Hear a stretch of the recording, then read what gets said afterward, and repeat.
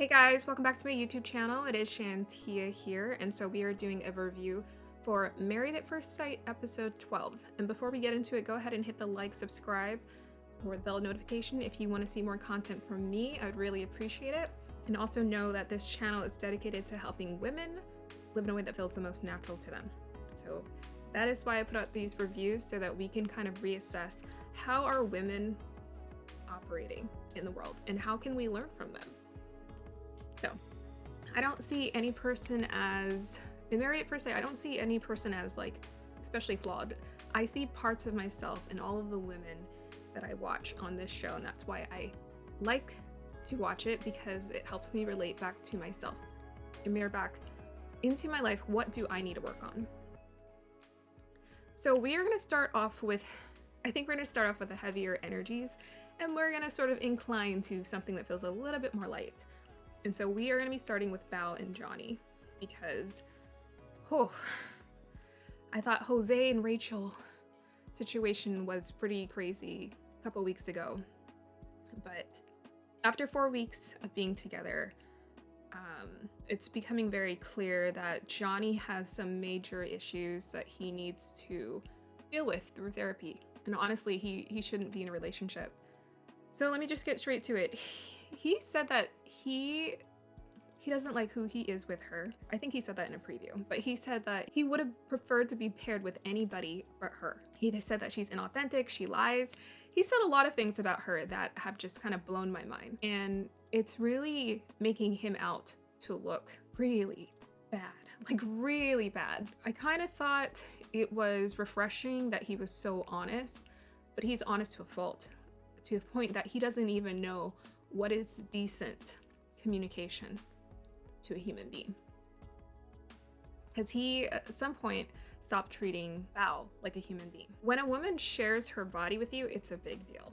You know, regardless of what a woman says, it's a big deal. It's a big deal. And so for a man to say that she's not doing anything, she's not good enough, to stoop so low as to call her this like terrible human being that he doesn't like, to me is mind-blowing. I know it is possible for men to sleep with women they don't like, but why? It just doesn't make any sense to me. This is why I think it's important to first make sure you cultivate an emotional connection before you have a physical connection with someone, because you want to make sure they're treating you like human. Now, there's always two sides to the coin. Now, while Johnny doesn't really know how to treat Bao with decent human respect, Bao doesn't know how to receive it. She keeps asking for her credit. She keeps aiming for perfectionism, doing all of these things. She's just so focused, honestly, on the wrong thing. She needs to be focused on how she feels when she's around him. She thinks, okay, if I do more of what he says, then we'll make those connections. If I create this physical intimacy, I'm doing all these, it doesn't matter what Bao does. It doesn't matter what she does. He's always going to find a flaw. He's always going to find a flaw, because that's what he does.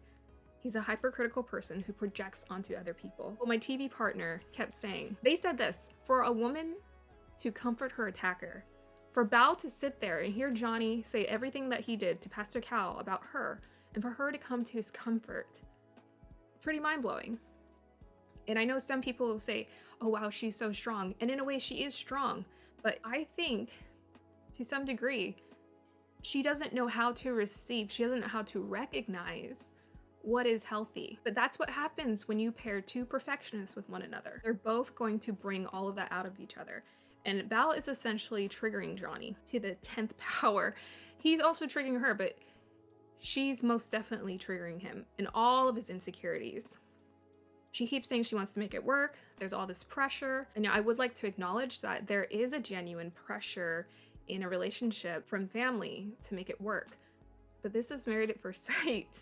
This is Married at First Sight. It's a little bit different. It's a very real thing for people to feel pressure by the family, especially from Asian culture. It's not uncommon for people from Asian culture to feel that pressure, especially to make the marriage work, or to feel a sense of shame if it doesn't work.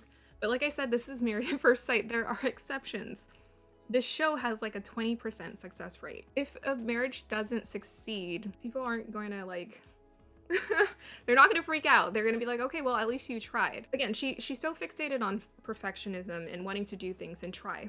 But here's the thing. You need to let him do the work. You need to let him earn you. You need to let him man up to earn you. You need to let him show you. You're running to his comfort every time he starts crying. And it starts becoming exhausting for all of us who are watching. Like Johnny, he has to cry and break down every single time. If you're comforting him every single time and you're having to be that motherly wife to him, at what point does he have the knowing or the willingness to decide for himself, I need to step up? Johnny has been spoiled by women.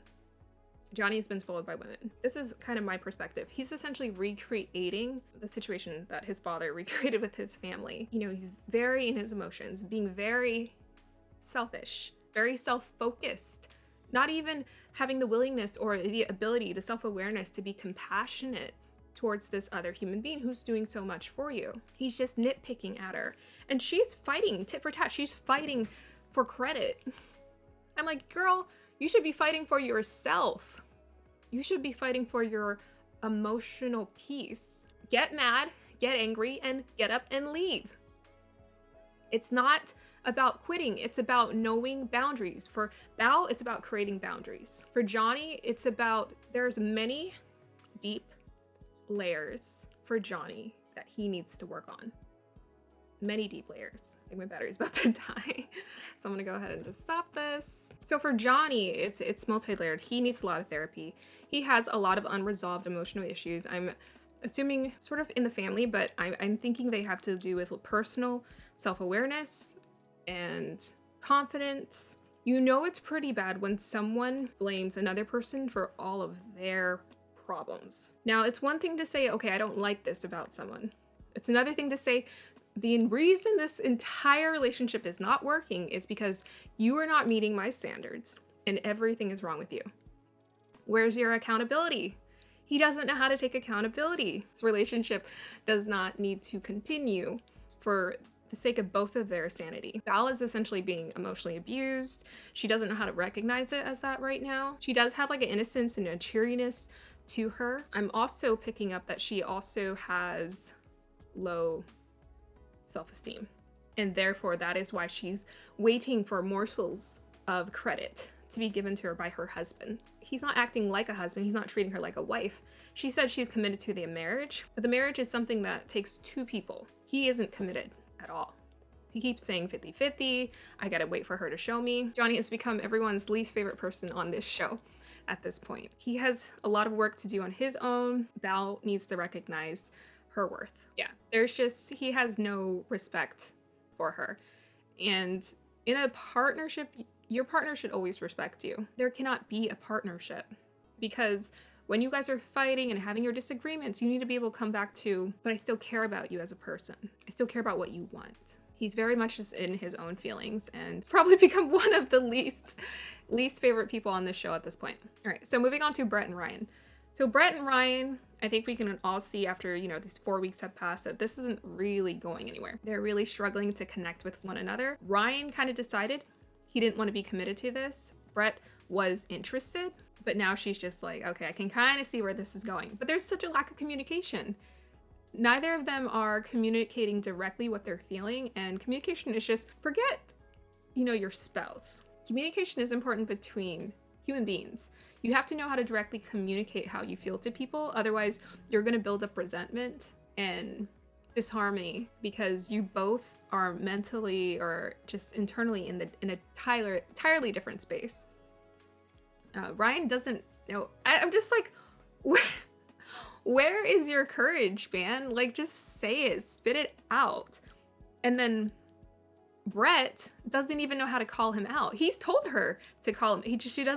She doesn't call him out. I have an issue with these partners. They don't know how to be in conflict with one another. I'm like, just say you don't like it or it bothers you. You can say it in a nice way. And then they go behind the scenes with the cameraman and they're just like, oh my God, why can't this guy just give me a freaking bone? Why can't this guy just communicate? Tell him that. Tell him that. Exactly how you feel. Okay. I essentially picked up from this episodes ago. I felt like Ryan was really turned off And I was trying to figure out what it was. Like, I was like, what turned him off? Because he was turned on in the beginning, right? On the wedding day. And then he was just turned off. And it was a combination of things, right? The anxiety. And then, and I was just cracking up at this. We saw the behind the scenes snippet of her clothes all over the place. Messiness is not attractive, especially when you meet someone. Oh my goodness. I think her clothes was actually in the shower. I was confused. I was like, what is going on here? Yeah, so Ryan is essentially turned off by many things that makes Brett, but he doesn't know how to communicate that. And honestly, it could be a small fix. They could still find ways to cultivate romance if they really wanted to, but I just don't think Brett, they're just both out of like a pause, and neither of them know how to really get creative with building and kindling the fire, the romance. They're not doing anything to create romance. They're not even friend zone. They're like roommate zone. Yeah, it's pretty bad. As far as marriage potential goes, there doesn't seem to be any. Every time I'm watching Brett and Ryan talk, I just feel so annoyed because I'm just like, spit it out, please. You're just, just say it, please, so we can all move on with our lives. Even say, oh, I'm not interested. Like, that's one thing I gotta give to Zach. Johnny, way too much communication. Gil is a great communicator, as well as Jose. And that's the difference between, honestly, you're gonna struggle in a relationship if you don't know how to communicate. Like, that's probably why you're not in this long-term marriage, because it's like the people say all the time, communicate. If you don't know how to do that fundamental thing, your marriage is going to struggle. Your situationship is going to struggle. So there really isn't much to say about them. I think Ryan has essentially decided, I want a totally different lifestyle. I see myself with a totally different kind of woman. But beyond finding that perfect lifestyle, or that person who matches that lifestyle, or matches maybe more of your value system, he didn't really give it an opportunity to see where things could go. Like, he didn't really give it an opportunity to get to know her on a human level. He just lived with her. And he's like, I don't want to mislead her. And I'm like, you're at least try. Like, date her. Take her out for a date. Come on, like, work on your romance skills.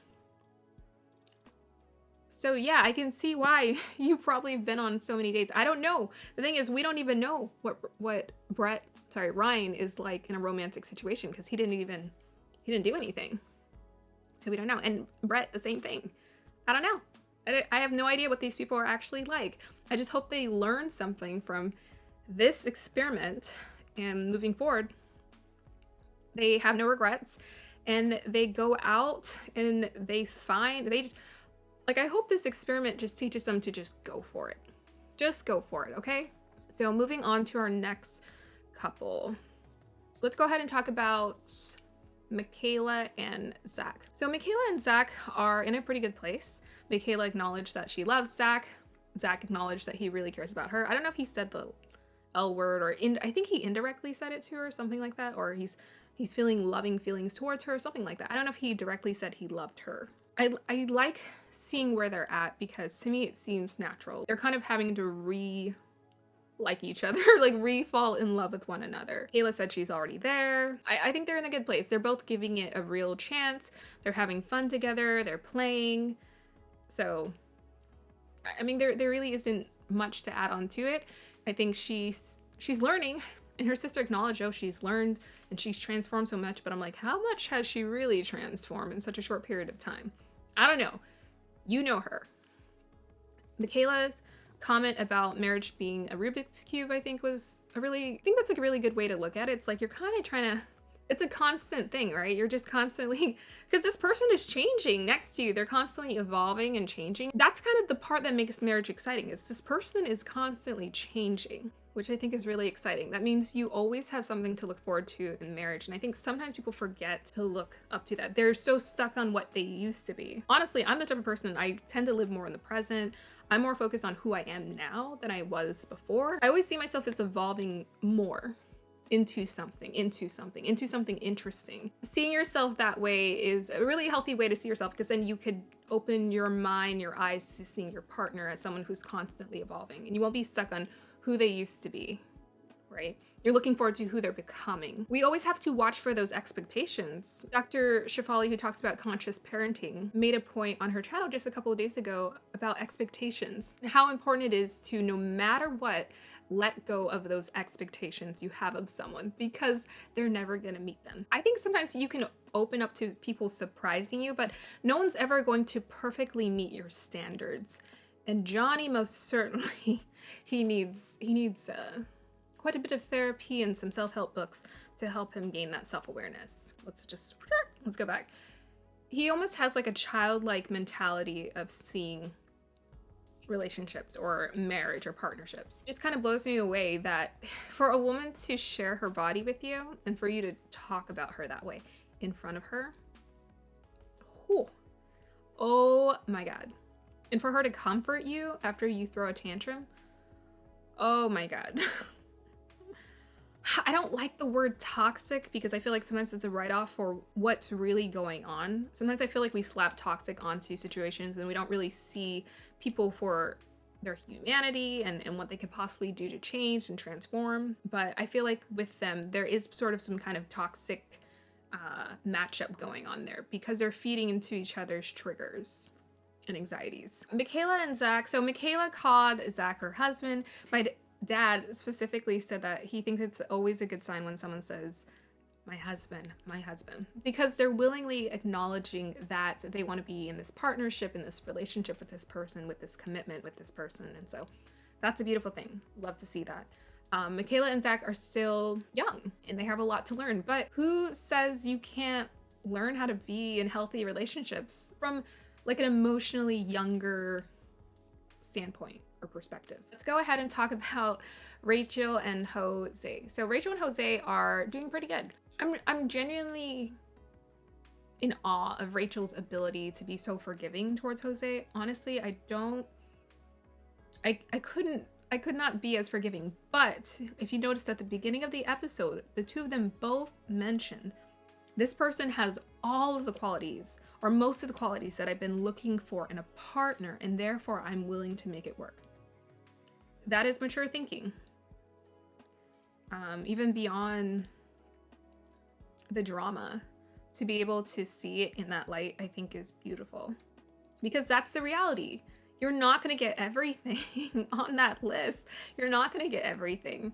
But you might get most things. And oh my gosh, most things is way better than less things, right? So they both said that they could see a future with one another. They're both essentially saying that they can see a future with one another because the other possesses most of the qualities and attributes they were looking for in a partner.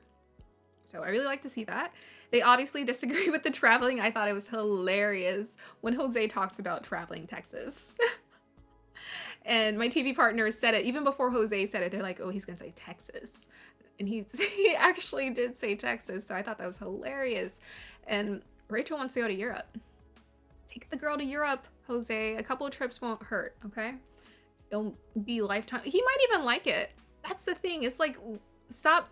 We don't want to close our mind to our idea of like what we thought we wanted to experience in a relationship. We want to open our eyes and our mind to experiencing so much more.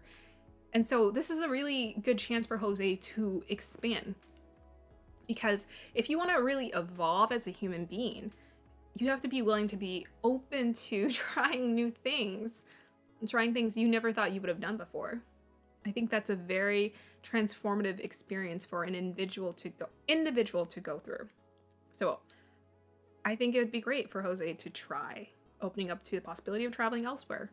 I personally have never, honestly, I've never really cared too much about traveling, but that's because I just never really grew up with the mindset of that. My whole focus was always on creating, like living my daily routine. Like I'm all about living my ideal life on a daily basis in my home or around my home, stuff like that.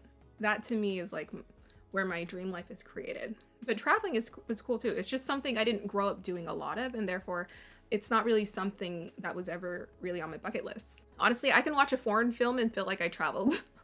Like I can watch a foreign film, watch a documentary, and just felt like I was totally immersed in the experience of a totally different culture. because I'm a very imaginative person in that sense. So I personally have never thought about it, but I have nothing against it. I've never had envy towards people who are posting, you know, being in other countries. I think it looks cool, but then I'm like, oh, you gotta pack your bags, then you gotta go there, and then you're not surrounded by your comfort. You have to be in a different country, and then the language barrier, and then, you know, I'm thinking about all of these things that naturally pop up when you're in a different country. So I'm just like, okay, and then how would you figure out where to go and what food to eat? And then you only have so many days. So I don't know. I'm open to it. I'm the type of person who never really cared that much about it. And I'm assuming Jose is the same. Rachel was another person who kept calling Jose my husband. So again, she is also committed to the marriage. And I thought it was interesting when they had that talk about how she said during the summer she wasn't gonna be in the best mood. I don't know if you have to go out of your way to tell someone when you're not gonna be in a good mood. You might tell them, you can let them know and just be like, I might not feel very good. But the thing is, you don't know. You don't know. You might actually be in a really good mood. Or, I don't know. I never predetermine bad moods. Usually I'm like, oh yeah, I'll probably be fine. Because I'm not really thinking about it. I'm gonna experience that moment when it comes. But I don't like to predetermine me being in a bad mood, especially for a whole season. I thought that conversation was really strange, but she did mention in Unfiltered, she had mentioned that because she was having to exit out of her lease, move into his place, and so she was having to do a 1 hour commute instead of a half-hour commute. So she was essentially saying like that she was kind of getting back at him.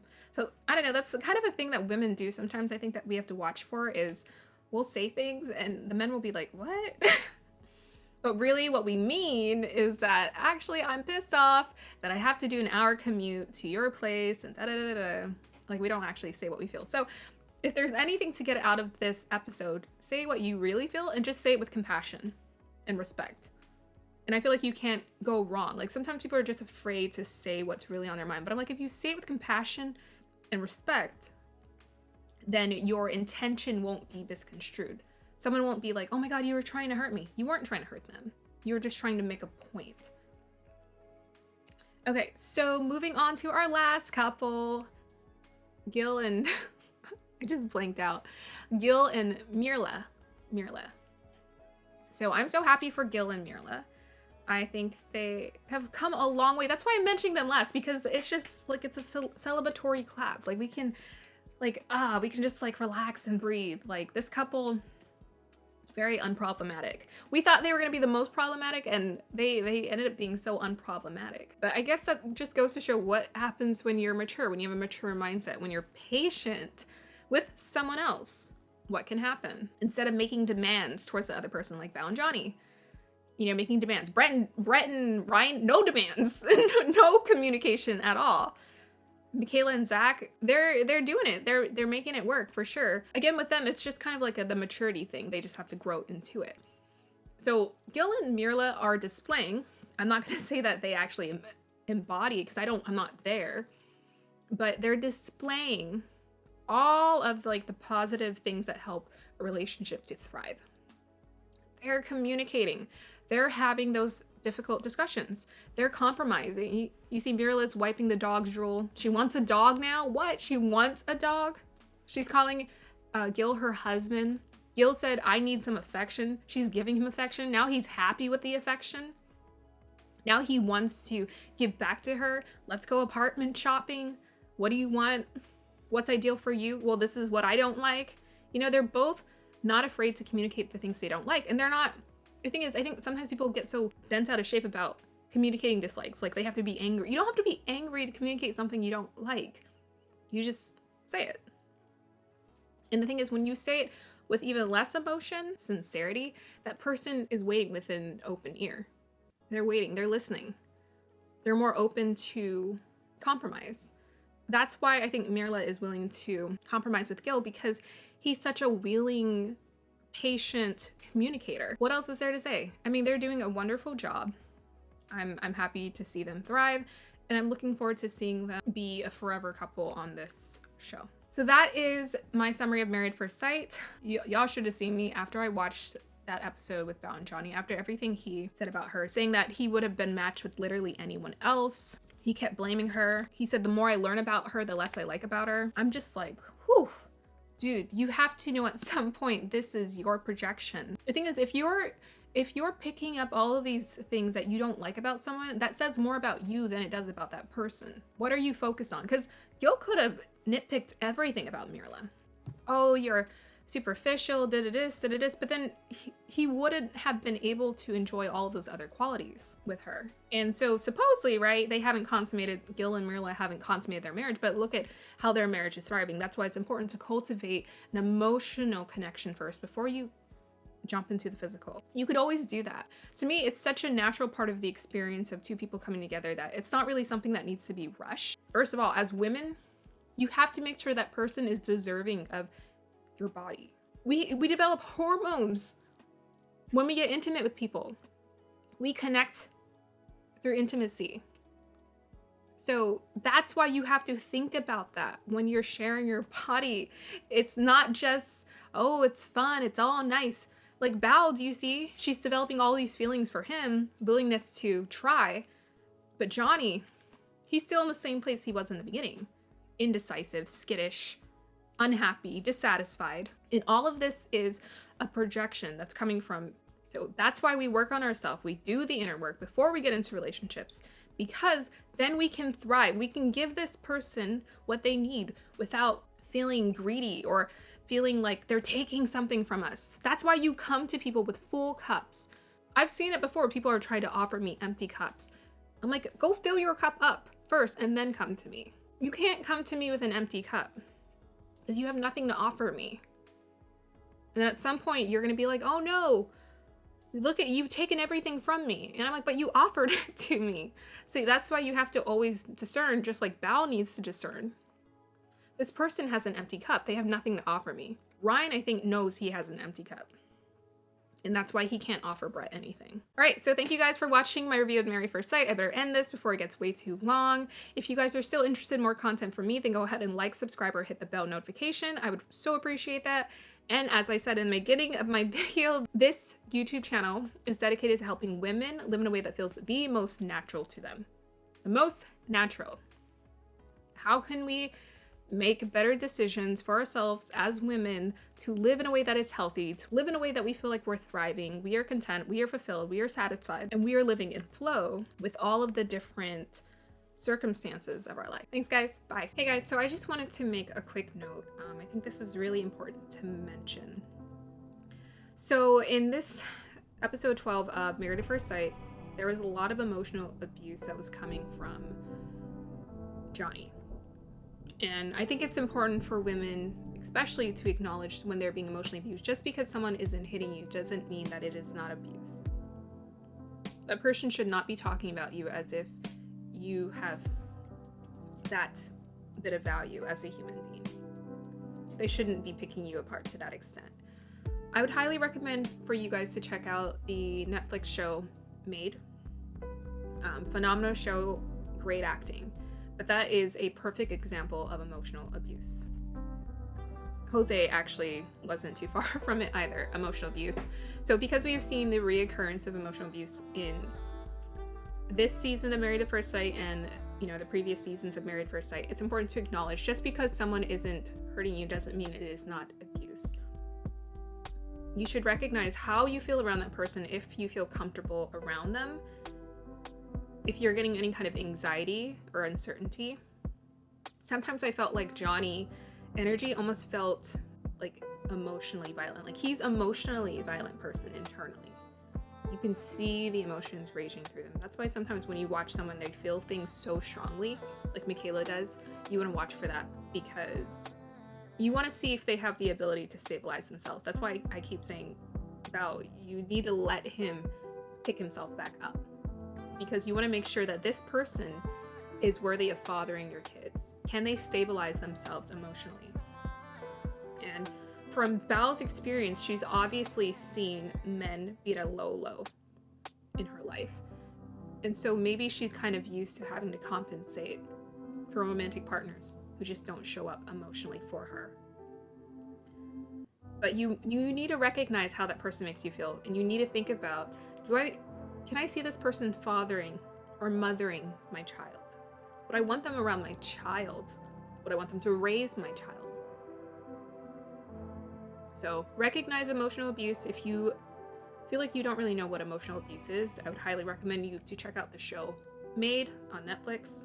I've been on the other side of emotional abuse before, but I always knew, like, I always got a sense. I would get angry. I would get pissed. Like, why are you treating me like that? That doesn't feel right to me at all. I do not like this. Get angry and protect yourself and create those boundaries. Establish those boundaries so in the future, you don't attract people who do that to you. Because you deserve better. You always have. Thank you. Bye.